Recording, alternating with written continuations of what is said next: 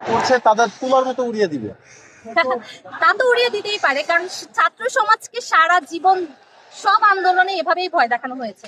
আপনাদের মনে থাকার কথা 2018 সালে যখন কোটা সংস্কার আন্দোলন হয়েছিল, 2018 সালে তারা এভাবেই অ্যাটাক করেছিল, এবং সেই অ্যাটাক থেকে এখন একটা নতুন রাজনৈতিক দলের উদ্ভব তারা করে দিয়ে গেছে, যেটা হচ্ছে নুরুল হক নূর বা রাশেদ, তাদের একটা নতুন দলের উদ্ভব করে দিয়ে গেছে।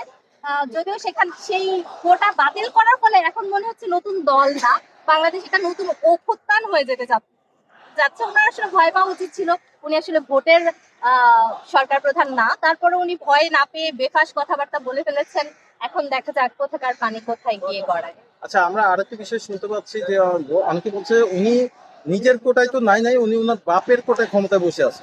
অনেকটা সেরকমই, কিন্তু বাংলাদেশের মানুষ তারপরও ওনাকে গ্রহণ করেছিল প্রথম অবস্থায়। কিন্তু উনি যেহেতু এরকম ত্রাসের একটা সাম্রাজ্য কায়েম করতে চাচ্ছেন, দেখেন প্রথমত বাংলাদেশের মানুষ এমনিতেই কিন্তু দ্রব্যমূল্যের যে ঊর্ধ্বগতি সেটা আসলে নাভিশ্বাস উঠিয়ে দিচ্ছে। তারপর আবার ভারতকে রেলের ট্রানজিট দিয়ে দেওয়া, পুরোপুরি বাংলাদেশের বুক চিরে ভারত যাবে, যেটা বাংলাদেশের স্বায়ত্তশাসনের জন্য হুমকি স্বরূপ। সুন্দরবনের কথা বাদ দেওয়া যাচ্ছে না। মানুষজন বলে যে মেট্রো রেল করেছে, তারপর বঙ্গবন্ধু টানেল করছে। দেখুন, অবকাঠামোগত উন্নয়ন এমন একটা জিনিস যেটা সারা জীবন চলবে, সরকার যেই থাকুক। একটা দেশের অবকাঠামোগত উন্নয়ন হবে, আর একটা সরকার যখন 20 বছর টানা ক্ষমতায় থাকে, সেখানে এই অবকাঠামোমূলক উন্নয়ন আসলে ধরার মধ্যেই পড়ে না। এগুলো হওয়ার কথাই ছিল বা হবেই। সুতরাং উনার এইভাবে বলার কিছু না, আমি এই করেছি সেই করেছি, আপনাকে করার জন্যই আপনি ওখানে বসেছেন। যদিও জনগণ বসায়নি, আপনি জোর করে বসেছেন, কিন্তু আপনি এগুলা করতে বাধ্য। তা আপনি যেহেতু ভুলে যাচ্ছেন যে আপনি কি করতে বাধ্য এবং কি না, আপনি মনে করছেন আপনি একটা আসলে, আমরা আগে দেখতাম যে রাজা বা বাদশা টাইপের ব্যাপার থাকে, যে প্রজাদের কথা ভাবার দরকার নেই, উনি যে কোনো সিদ্ধান্ত চাপিয়ে দিতে পারেন। কিন্তু মনে রাখা উচিত এটা একটা গণতান্ত্রিক দেশ, এবং সেখানে উনি এইভাবে চাপিয়ে দিতে পারেন। আচ্ছা, আরেকটা বিষয় সেটা হচ্ছে আপনাদের রাজাকার কেন বললেন? যিনি প্রশ্নটি করেছিলেন সাংবাদিক, তিনি, আমি জানি না সুশীল সমাজ থেকে কেন এই ধরনের জিনিস ভাবা হয়, যে যারা সরাসরি মুক্তিযুদ্ধে অংশগ্রহণ করেনি বা হচ্ছে আহ আহ, সরাসরি রণাঙ্গনে ছিল না, তারা মুক্তিযোদ্ধা না। ব্যাপারটা কি আসলে সেরকম ছিল? 95% মানুষ বা তারও বেশি মানুষ যদি তখন মুক্তিযোদ্ধাদের সাহায্য না করতো, তাহলে কি যুদ্ধটা আদৌ এরকম হতো? তারা খাবার দিয়েছে, থাকার জায়গা দিয়েছে, এবং সর্বোপরি সবভাবেই তাদেরকে সহযোগিতা করেছে। তারপর হচ্ছে রণাঙ্গনের যুদ্ধটা বা গেরিলা যুদ্ধগুলো কিন্তু এভাবেই সফল হয়েছে। তো এটা ভুলে গেলে চলবে না। আজকেও আমরা যারা এখানে এসেছি, আমাদেরকে দেখা যাচ্ছে অনেকে পানি দিয়ে সাহায্য করছে, তারাও কিন্তু এই আন্দোলনের অংশীদার। আমরা কিন্তু বলতে পারবো না যে শুধুমাত্র স্টুডেন্ট যারা আন্দোলন করছে তারাই। আমাদের অভিভাবকরা রাস্তায় বসে আছেন আমাদের নিরাপত্তার কথা ভেবে, তারাও এই আন্দোলনের অংশীদার।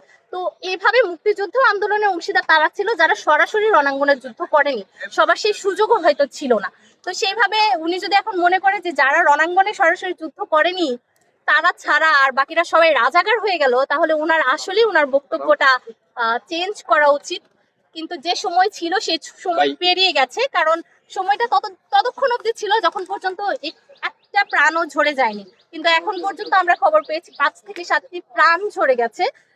যার বাবা মায়ের বুক খালি হয়েছে সেই জানে যে কি ফিল করছে। সুতরাং এই জায়গা থেকে পিছু পা হবার সম্ভাবনা বা সুযোগ কোনোটাই ছাত্রদের নেই। আপনাদের পরবর্তী কর্মসূচি কি? এই যে হল বন্ধ করে দিয়েছে, বাড়িতে চলে যেতে বলতেছে, আপনারা কোথায় যাবেন, কি করবেন এবং আন্দোলন কোথায় নিয়ে ঠেকাবেন? সারা জীবনই আন্দোলন বন্ধের একটা প্রধান ব্যাপার ছিল, যে যে জায়গাগুলোতে আন্দোলন হচ্ছে সেই জায়গাগুলোকে আসলে আলাদা করে ফেলা বা এমন করে ফেলা যেখানে সাধারণ মানুষের অ্যাক্সেস পাবে না।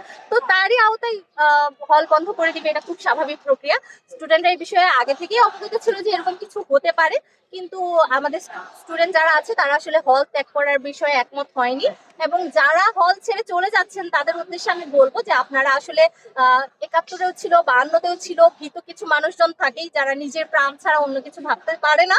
তো আপনারা সেই দলে পড়বেন, আমাদের এই ব্যাপারে কোনো মানে খারাপ লাগা নেই। ঠিক আছে ভাই, আপনি আপনার প্রাণ বাঁচান, কিন্তু আমরা এখানে আমাদের আন্দোলন শেষ করে তবে ঘরে ফিরব। আচ্ছা, অনেকে কমেন্ট করছে, বলছে যে আহ, শিক্ষার্থীদের যাতে তাদের ড্রেস না থাকে গায়ে, বিশ্ববিদ্যালয় কলেজ বা স্কুলের ড্রেসগুলো যাতে না থাকে, সেই জন্যই সরকার এই সবকিছু শিক্ষা প্রতিষ্ঠান বন্ধ করে দিয়েছে, যাতে বাইরে থেকে কোনো চাপ না আসে যে তারা এই স্টুডেন্টদের উপর হামলা করেছে। হতে পারে, আন্তর্জাতিক মিডিয়ায় যেহেতু খবরটা ছড়িয়েছে, আপনারা খেয়াল করে দেখবেন গতকালকেও হচ্ছে পররাষ্ট্র মন্ত্রণালয় এটি বিবৃতি দিয়েছে। আমেরিকার পররাষ্ট্র মন্ত্রণালয় থেকে যখন বিবৃতিটা আসলো, বাংলাদেশের দূতাবাস, আমেরিকান দূতাবাস থেকে যখন বিবৃতি আসলো যে বাংলাদেশে 2জন স্টুডেন্ট মারা গেছে, তখন পর্যন্ত তাদের কাছে হয়তো খবর দুজনেরই ছিল যে 2জন মারা গেছে। তারাই খবর প্রকাশ করার পর আমাদের নির্লজ্জ পররাষ্ট্র মন্ত্রণালয় থেকে বলা হয়েছে যে এটা মিথ্যা কথা, 2জন। এখন আমাদের কাছে তো চার্ট আছে, 2জন না, আপনি 5 জনের খবর নিয়ে যান। আপনি কিভাবে মানে একটা দেশের মানে সরকার ব্যবস্থা কি ধরনের দলীয়করণ থাকলে এই ধরনের বিবৃতি একটা পররাষ্ট্র মন্ত্রণালয় থেকে দিতে পারে, যে বিষয়টা দিনের মতো পরিষ্কার যে এই ধরনের কোনো বিবৃতি দেয়নি। তো সেক্ষেত্রে এগুলো ঘটতেই পারে। আপনার নাম পরিচিত? আমি হচ্ছি নূরে জান্নাত, ঢাকা বিশ্ববিদ্যালয় communication disorder second batch. Thank you.